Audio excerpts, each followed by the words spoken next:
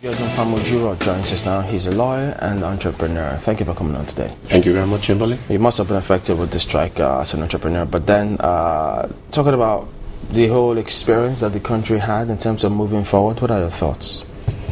It's very profound to know that the experience for Nigerians was not good.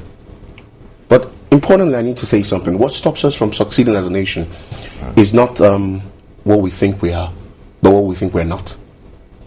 Nigerians have always received the belief that we're supposed to be at the end of the receiving point of everything that goes wrong. Questions have to be asked. What is the Nigerian dream? Is there any such thing also? There should be. That's part of the question. That is the question that should be asked, because the strike has brought up those fundamental issues. Is there a Nigerian dream? We should go beyond rhetorics and go into specifics of things that are happening. What is the definition of leadership? Let's distinguish between leadership and lordship. Leadership is service. Lordship is oppressive. So in your own, to your mind, what do you think is a Nigerian dream?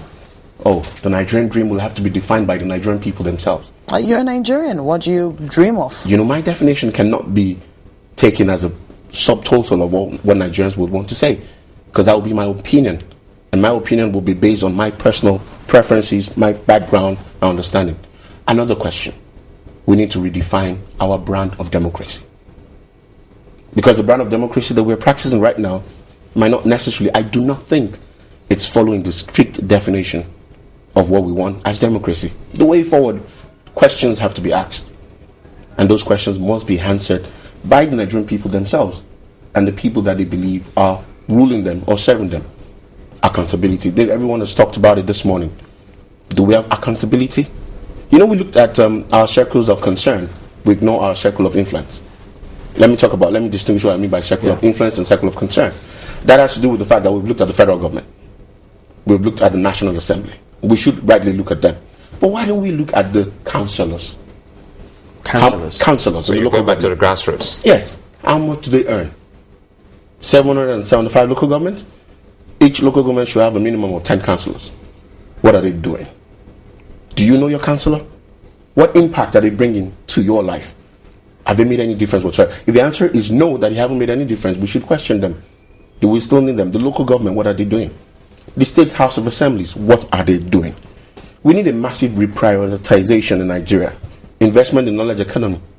You know, enlightenment, education, entrepreneurship. Yeah, sorry to pop in this one. I mean, yes. In all of this, one thing comes to mind. Perhaps another question we should ask ourselves. Are we ready to hear the truth? That is a beautiful question. The answer to that is midway. Some people are ready to hear the truth. Some are not. Some people will tell you, tell me the truth, but do not tell me what I do not want to hear. That is, interpret the truth the way I want to hear it. You know, a man that is not accountable is a deadly man. And that's the culture that we have in Nigeria. A man that is not accountable is a deadly man. Is a deadly man. It is, take this from me, it is manifestly difficult for a poor man to be a good citizen. It is manifestly difficult for a poor man. When I talk about poverty, I'm not talking about poverty in terms of material acquisition. I'm talking about poverty in terms of values. The value system in Nigeria has gone bad, really, really bad. The things we celebrate now are things we would never have celebrated years ago. So how do we begin to fix that? If we say that it's a value system, things that we cannot touch, things that are intangible. Yes. So how do we begin to fix the things that we cannot see, talk more of touching? Very good. In terms of the value system, we need to ask ourselves questions. And those questions must be answered by the Nigerian people who are determined to have a change. The value system is such that we should begin to place emphasis on the intangible, the knowledge economy. The differentiation between what people perceive to be right and what people perceive to be wrong. The dimension of people saying, I'm right, you're wrong. Listen, how many Nigerians do we have in Nigeria? We have many, many people who are from the east, from the west, from the south. But we have few Nigerians. So if you're talking about the value system must come in the place of leadership, in the place of those who are governed, in the place of followership. Leadership is the ability to inspire and influence a group of people to achieve a worthwhile goal. Do we have that present in Nigeria as we speak? No. What is the value of human life in Nigeria? The value of human life in Nigeria is negligible. The former president of America, Bill Clinton, went, I think, to North Korea because of 2 citizens to get them out. Who's the Nigerian former leader, or who is the Nigerian that is willing to make that sacrifice and say, look, this road must not be bad? Yeah, again, let me put it, but when you talk about the value of the Nigerian life, and we were talking about this yesterday, not in the studios here, Okay. and it just dawned on me at the time that, I mean, it's one thing for people to die and give the families 5 billion naira, and then think that, well, that's it. In some of these climes, other countries, a graduate, I mean, there's so much price that they put on them. Because the amount of money, they calculate it. I think companies in Nigeria do it when they do their scenario planning. Is it 65 years now? That's when people are expected to retire. And then they say, listen, there's a way they calculate it, but do we factor all of this in terms of what really is the value of the Nigerian life? Until our leaders place a greater value on the people they are leading, our citizens will continue to suffer abuse wherever they go. Until the leaders place a value on the people they are leading, the citizens will continue to suffer abuse wherever they go, irrespective. The reason the graduates that we're producing in Nigeria today, I'm an entrepreneur. Are we producing them based on innovation, creativity, resourcefulness, and invention? Or are we producing them to become job seekers? The curriculum, the education, we've been changing. Education has suffered in Nigeria. It's been abused, devalued. It's in a bad state. We keep changing the system consistently. This doesn't work. After 2 years, throw it away. Isn't that in an attempt to getting it right? No, it's not. We have Nigerians who have left the shores of this country, go abroad for their masters. They're excelling, and they're excelling very well. Ironically, let me quickly tell you this: you find out you come into the university system as it was. I don't know how it is right now, and a lecturer tells you point blank, in this course you cannot get all my marks. You go abroad, your lecturers relate with you at a high intellectual level with good relationship. The education system, they want to get the best out of you. Back to the value system. Yes, we are celebrating the things that we ordinarily should not celebrate. The definition of your worth is now based on your material acquisition. That's wrong.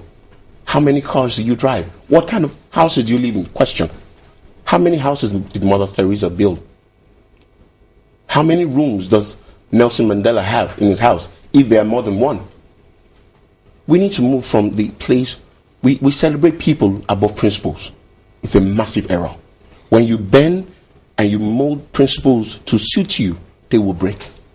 Then if you talk about such principles, a time was when Nigerians would readily quote some leaders in the 60s, but all of a sudden it all stopped. So how can we start looking towards all of that and say, okay, these are some of the attributes we can really get from people, so that the people, the youth, the young Nigerians coming up can really imbibe all of them and change things positively for us as a nation? We should develop the capacity to confront what is wrong.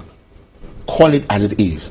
Start the accountability level from your subset, from the family set, where the father communes with his wife and tells her certain things, from the church, the mosque, from the closest nucleus, and begin to hold each other accountable.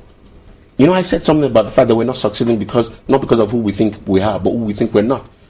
You go to a place, a restaurant, to be served, and the service is very bad, and you say that's just the way it is. That's not the way it is. That's not the way it's supposed to be. So the value system must start from within us. Enlightenment. By virtue of the strike, people are enlightened. But the question is, are they going to take it further?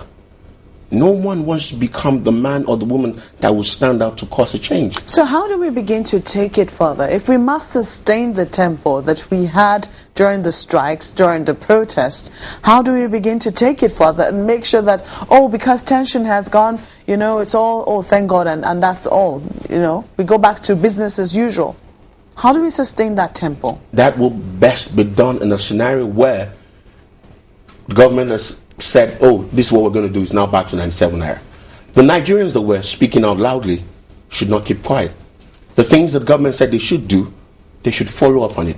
The media should be very much alive, and the media has been alive to its responsibility. We should close mark those things and say, you said you were going to do this for us. What did you say? If you leave room for ambiguity, then anything can happen.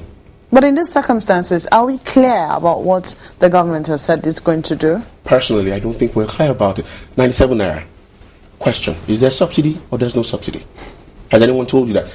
The issue of palliatives, we'll talk about palliatives. Aren't these things that government naturally should do for its citizens? Why are we using the word palliatives? In developed nations, these are natural things. These are things that the people like social security. Yes, the people don't celebrate these things. You don't commission a borehole. What's commission a borehole? You don't celebrate the commission of a road. They're basic needs. They're basic needs. When the government goes out of its way to say free education from primary to university or secondary level, then government has gone a great deal. Not just subsidizing education, but they're saying, look, we're making it compulsory and it's free. Comment on this if you will, because I mean we've heard different persons both in the public and private sector compare Nigeria on different levels with West African countries. In fact, we've got more money than some of these countries, but when they go there and back, they seem to forget that there seems to be one thing that is different, not in terms of the finances, values. Family values. These values go from the families, they bring it to bear in governance, they bring it to bear everywhere. And that's why some say if you take them and put them here with what we've got, they'll do something better. That is a strong point you've raised, but the truth is, Nigerians are great people. We need to put the proper leadership in place. We need to have persons who will celebrate valid values. Is that what will kickstart? That will generally, it will bring forth a massive resurgence. What would those people be? Would they be in the people or would they be in government? There are persons, you see, there are persons in government who have, you're not a thief because you stole. Right? You're not a thief because you were caught. You're a thief because the capacity to steal resides within you. You squeeze an orange, it's orange juice that comes out of it. You take Nigerians out of Nigeria and you send them all parts of the world. You see them manning infrastructure, even in NASA, doing exceptional things. So within the average Nigerian, there's a seed of greatness. But it hasn't been properly mined. It hasn't been properly channeled. The creativity in 419, if we were to apply that creativity to advance the cause of this nation, wouldn't we be better? You know, we see something quite unique in Nigerians then. Quite frankly, we have to go back to the military era of, Buhari and Idiagbon. Once upon a time, you could see people trying to jump the queue and every other Nigerian would shout to you and tell you to take your proper place. Yes. So how is it that somehow we lost all of that culture? Because a set of people came up and defined what leadership should be. One of the qualities of a leader is to solve your own problem first. And that's why you find foreign ministers abroad, they carry their own briefcase, they carry their own things, and they don't have retinue of cars and guards and all. Steve Jobs, in his biography, did not have security in his house. Leadership must solve its own problem first. Leadership is by example. So the persons who are leading us must demonstrate clarity of that example and must demonstrate that values. We talk about mistrust. I can tell you good morning, and you look out the window and it's evening. That's manifest inconsistency. So what do you think the leaders have learned? The leaders need to, what have they learned? They need to abide, they need to take up new values. They need to understand that governance is about legacies and institutions, not about humans or self-monuments. They need to come to that point where they can see, it's wrong to go abroad and see how great the nations are and come back to Nigeria and say we can't be like that. Why can't we be like that? Would it be out of place if maybe everyone, just whoever we are, whatever position or level in this country, if we begin to know that, well, whatever happens, however much you master yourself or however hard you work, you can only use one thing at a time. Maybe what should be of most value, of importance to people is what you're able to do to your neighbor, because the strength is in the collectivity as opposed to the individuality. The legacies.